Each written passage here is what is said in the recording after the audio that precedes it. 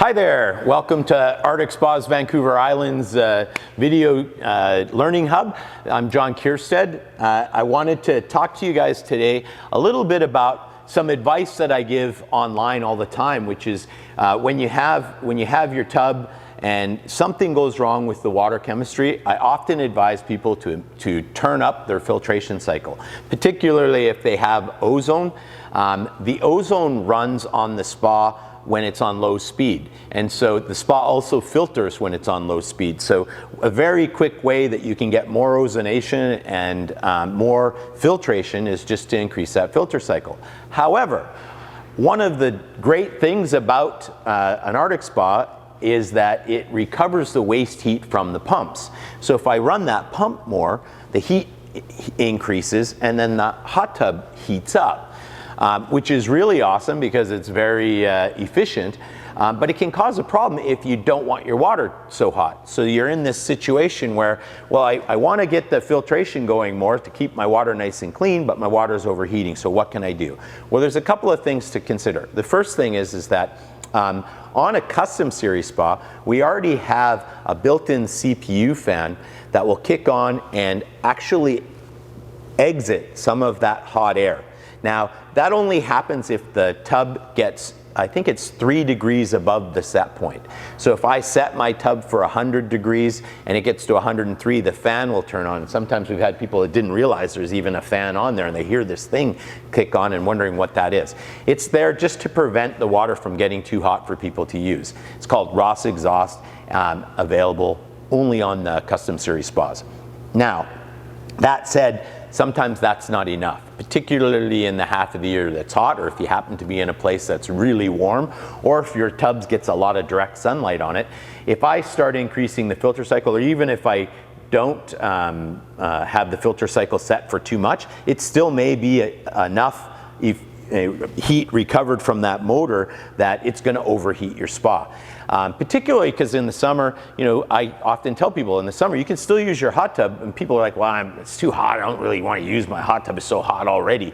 Well, you know, you can set your hot tub for 70 or 80 degrees and it will just go down to whatever the ambient outdoor temperature is. So you can actually still get a massage, you can still get hydrotherapy, and you can actually use it to cool off. Anything lower than 98 degrees is going to cool your body off.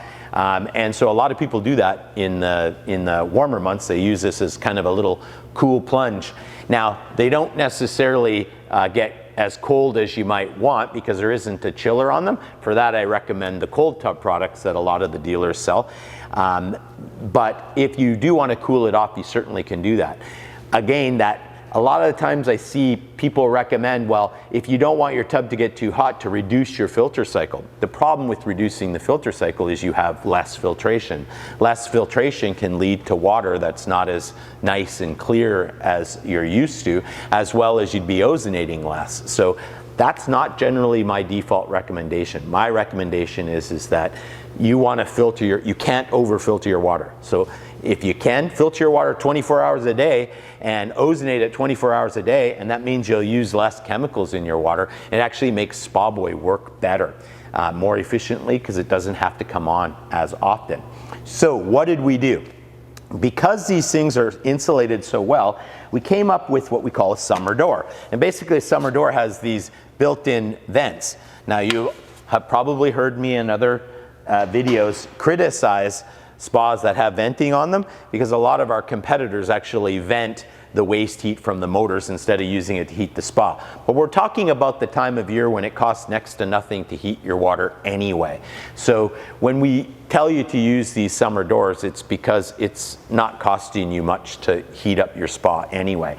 And we have these in the cedar, if you're trying to match the cedar cabinet. We have these in the no maintenance colors as well. So you can just take off the insulated door, put this on for the months when it's really hot and you'd like to keep your tub cooler, and you still prevent animals and insects and things from getting in there, but you allow the heat to actually escape from under there so your tub doesn't get too hot. And that's really the great thing about these summer doors. Some people ask how many doors you need. Obviously, if you have 2 doors, you're going to get some flow through there, but 1 door is enough in most cases because of convection. You know, if it gets hot inside there, the heat's going to transfer from hot to cold, so 1 door is often enough to allow this to happen. I have had people add 2 doors because they just get lots of sunlight, but 1 door is usually all that you need. So if you want to keep your tub cool, if you want to keep filter your tub more and get more ozonation, and it's you happen to be in one of those places where the tub overheats, this is going to allow you to deal with that. So go into your local dealer, ask them about a summer door, and it's a really easy retrofit. You know, take out the 2, there's the 2 nuts that they put into here, put those in, replace your door, and you're good. I'm John Keirstead from Arctic Spas, Vancouver Island. Thanks for watching this video.